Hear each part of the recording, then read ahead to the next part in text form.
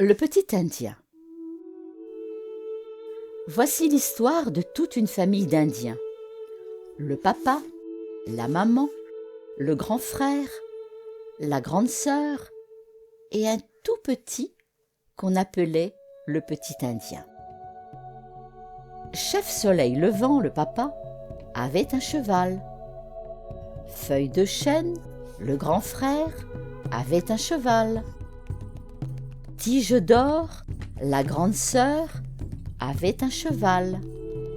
Branche de Saule, la maman, avait un cheval. Mais le petit Indien, lui, n'avait pas de cheval. Un jour, au déjeuner, Chef Soleil Levant déclara : « En traversant la prairie ce matin au point du jour, le soleil était si éblouissant que j'ai presque cru voir un cheval couché dans l'herbe. Mais qui laisserait son cheval dans la prairie toute une nuit ? J'ai compris que ce devait être une illusion, car l'éclat du soleil de l'aube trompe souvent les yeux. » Le petit Indien réfléchit à ce que son père avait dit. Et après le déjeuner, il marcha jusqu'à la prairie. Là, il vit comme son papa. Mais en s'approchant, il comprit que ses yeux ne le trompaient pas. Un cheval blanc était bel et bien couché dans les marguerites. Le petit Indien caressa doucement son museau et passa son petit bras autour de sa tête en réfléchissant. Sans doute, ce cheval ne peut-il pas marcher ?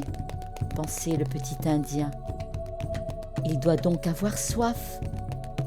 Alors, le petit Indien alla jusqu'au ruisseau. Il y trouva le grand vase de terre que les Indiens laissent toujours à cet endroit. Il l'emplit d'eau et retourna avec peine vers le cheval.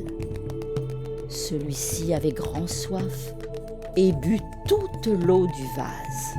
« Il doit aussi avoir faim, » dit le petit Indien. Il lui apporta donc une brassée de trèfle. Le temps passé, le petit Indien dut rentrer chez lui.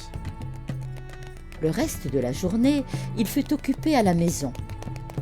Mais la nuit venue, quand tous furent endormis, il resta éveillé dans l'obscurité.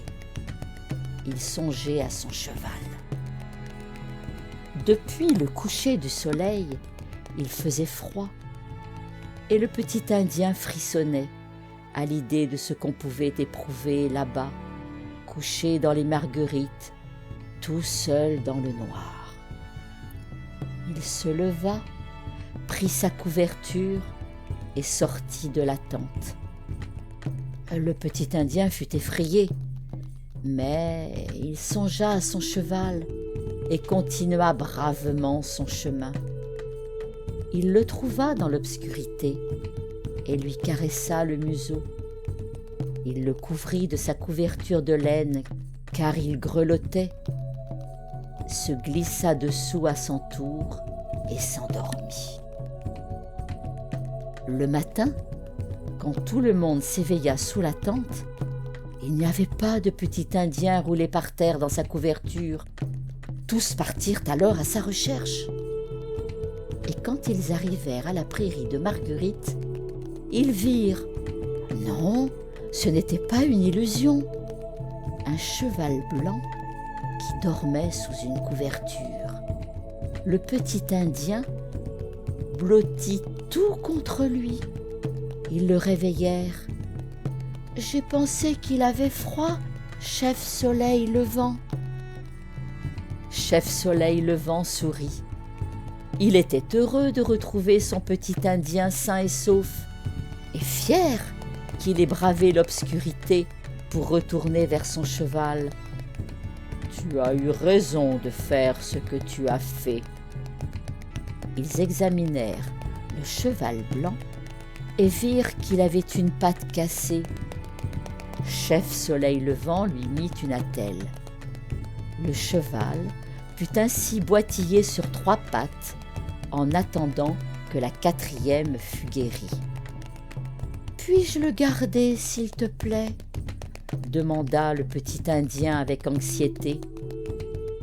Chef Soleil Levant sourit. « C'est toi qui l'as trouvé.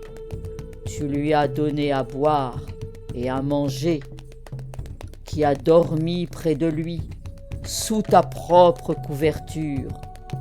Ce cheval t'appartient de droit, petit Indien. » Reconnaissant, le cheval posa son nez humide dans la main du petit Indien.